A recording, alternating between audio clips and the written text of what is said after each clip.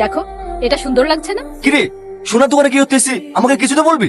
আর তুই থাম তো, ঠিক বুঝতে পারবি। বাবু দেখ তো তোরা এটা কেমন লাগছে? সুন্দর তো, এই দেখ ভালো লাগছে না? হ্যাঁ ভালো লাগছে। কার জন্য এটা? কেন টনি তোমাকে কিছু বলেনি বাবু? টনির বিয়ে যে।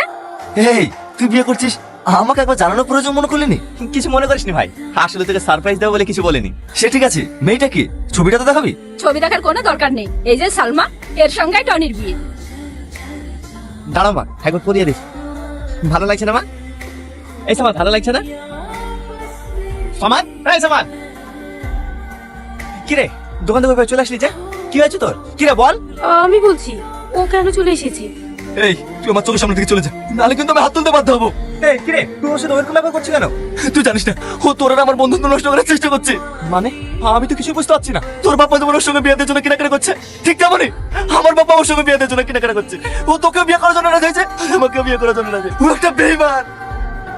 সালমা, আমাদের এটা কি বলছে? ও যেটা বলছে সেটা কি সত্যি? কি হলো বলো বলো। সত্যি। এই, তুই কি ভেবেছিস তুই আমাদের বন্ধুত্ব নিয়ে ছিনিমিনি খেলবি? তুই জানিস ওকে, ও আমার বন্ধু, আমার ভাই, আমার আত্মা। ও যদি বলে না তোর মতো হাজার ভাইকে বলে দিতে রাজি, জানিস? ছি সালমা ছি, আমি তোমাকে খুব ভালো মেয়ে ভেবেছিলাম, কিন্তু না, তুমি একটা নোংরা মেয়ে। তুমি এতটা বিশ্বাসঘাতকতা করতে পারলে? দুই বন্ধুর মধ্যে বিষ ঢুকিয়ে দিলে। থাক মা, ওকে কিছু বলতে হবে না। চল ভাই নিচে এসো মা। সালমা, সালমা, সালমা, সালমা কার দিকে দূরে চলে গেল। আমি এত দেখছি বলে আটকাতে পারলো না। কোনো জায়গায় খোঁজ পেলেনি? আর একবার পাঁচটা ডেকে দেখ না ভাই। কি রে কি বললো? কোনো জায়গায় খোঁজ পাওয়া গেল না। হ্যালো, ঠিক আছে স্যার, সালমার খোঁজ পেয়ে গেছি, তাড়াতাড়ি আয়। স্যার স্যার স্যার, সালমা কোথায়? কথা বলছেন না কেন?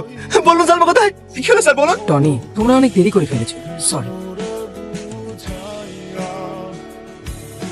যখন তুমি এই চিঠিটা পড়বে তখন আমি তোমাদের কাছ থেকে অনেক দূরে চলে গেছি। কিছু কথা এমন ছিল যে সামনে সামনে বলতে পারি। এই কাগজে সাহায্য নিলাম, তোমরা আমাকে রাস্তা থেকে তুলে এনে একটা সুন্দর জীবন দিয়েছিলে। আমার ভাঙা মনটাকে তোমাদের ভালোবাসা দিয়ে জোড়া লাগিয়েছিলে।